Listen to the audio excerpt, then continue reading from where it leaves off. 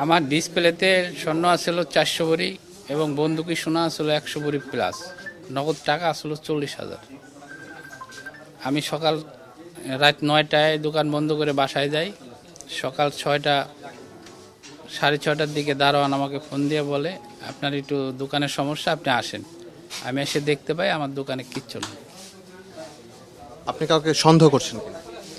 এখানে সন্দেহের মধ্যে দারোয়ান ছাড়া মোটামুটি দারোয়ানরা এখানে জড়িত, তা আমি 100% দারোয়ান ছাড়া এটা করা কখনোই সম্ভব না। আমি রাত 9টা বাজে দোকান বন্ধ করে বাসায় যাই।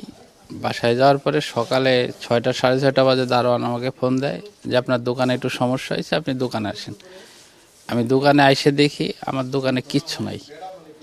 আমার 400 ভরি গোল্ড ছিল এবং 100 ভরি প্লাস বন্দুকি সোনা ছিল এবং ক্যাশ টাকা আসলো 40,000 টাকার মতো। এসে দেখি আমার কিচ্ছু নেই। আমি শেষ। এই মার্কেটের দারোয়ান তো 100% সবাই জড়িত, তাছাড়া তো এই কাজ কোনো ক্রমে হতে পারে না। আমি দেখলাম শাটারের অর্ধেক খোলা, এইভাবে সব ছড়ায় ছিটিয়ে পড়ে আছে। না, আমি এখনো কিছু করি নাই। আমি আসছি, লোকজন আসতেছে, সমিতির লোকজন আসতেছে, পুলিশ আসছে, সিআইডি আসতেছে।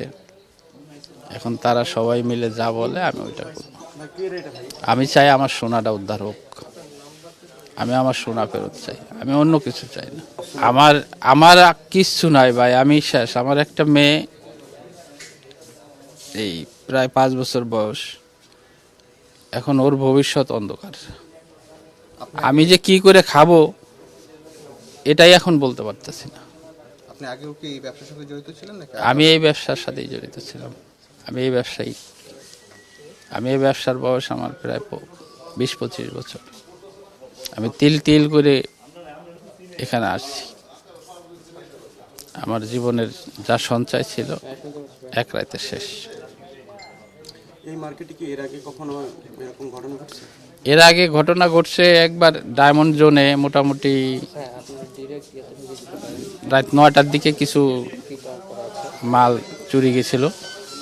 এরপর আর এখানে হয় নাই। আসছি গতকাল রাইতে এই জিনিসটা হয়েছে। আপনার নামটা বলুন। আমার নাম অচিন্ত কুমার বিশ্বাস। অচিন্ত কুমার বিশ্বাস। আপনি এটা মালিক? হ্যাঁ, আমি সম্পা জুয়েলার্সের মালিক। না, আমার সাথে কারো কোনো ঝামেলা নাই। আমি সবার শুভাকাঙ্ক্ষী, বা সবাই আমার শুভাকাঙ্ক্ষী। আমি একমাত্র মার্কেটের দারোয়ান ছাড়া এই কাজটা কখনোই সম্ভব না। তারা যেগুলি বলতেছে যে 3 তালা দিয়ে আসছে, অমুক করছে, 3 তালা দিয়ে গ্রিল ভেঙে মানুষ কিভাবে উঠবে, এটা তো সম্ভব না। আর দেখা যাচ্ছে যে তারা মার্কেট দিয়ে ঘুরছে, ভিডিও দেখা যাচ্ছে তারা মার্কেট দিয়ে ঘুরছে। মার্কেট দিয়ে যেহেতু ঘুরছে, তাহলে দারোয়ান কি করছে? নিশ্চয়ই দারোয়ান জানায় এই ঘটনাটা ঘটছে, তাছাড়া তো ঘটা সম্ভব না। মার্কেটের ভিডিও দেখতেছে বা লোক আসে দেখবে। আপাতত দৃষ্টিতে বাইরে থেকে লোক আসছে, আমাদের ভিতরে কেউ না। মার্কেটের নিরাপত্তা কর্মী, মার্কেটের নিরাপত্তা আমাদের অ্যাভেলেবেল। যদি আগে কখনো এরকম ঘটনা ঘটতো তারপর হয়তো আমি আরো অ্যালার্ট থাকি, আমাদের এরকম কোনো কিছু হয়নি। কজ অফ জোন, এই জোনে সবসময় আপনার প্রশাসন, পুলিশ এগুলো সবাই থাকে।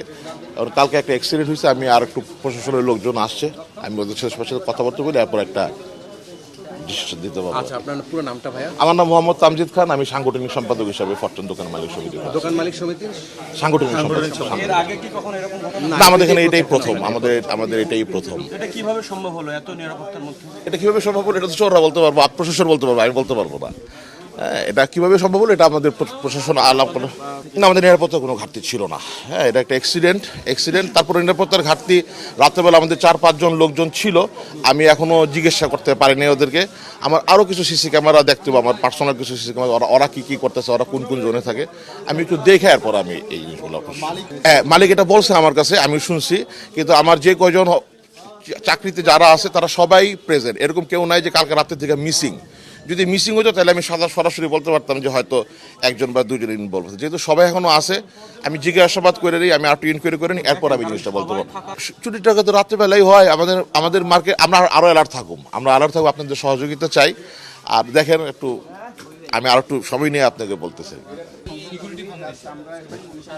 আমরা আলামত কোন থেকে সংগ্রহ করব, আগে আমরা এখন নিজেদের প্রোটেকশন নিলাম, আমাদের নিজেদের আমরা নিজে প্রোটেক্ট করলাম, এরপরে আমরা ঘটনাস্থল প্রোটেক্ট করেছি। এখন আমরা ঘটনাস্থল ভিতরে আমরা ঢুকবো, দেন আমরা দেখবো এখানে আমার কী ধরনের ফরেন্সিক আলামত পাওয়া যায়, দেন আমরা কালেকশন করব।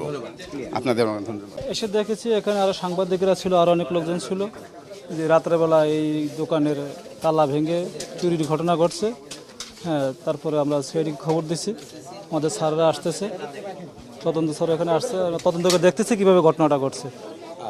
মানে সিসিটিভি ফুটেজ তো দেখেছেন আপনি? হ্যাঁ, সিসিটিভি ফুটেজ আমি একটা দেখেছি, দেখেছি দুজন লোক বোরকা পরা মুখটুক বান্ধা, তারা এই তালা ভাঙার চেষ্টা করতেছে, এই পর্যন্ত সিসি ক্যামেরায় দেখা গেছে। দোকান মালিক তাদেরকে চিনতে পারে না, কাউকে চিনতে পারে না, তারা কথা হয়েছে চিনতে পারে না, যেহেতু বোরকা পরা মুখ বান্ধা চিনবে কীভাবে।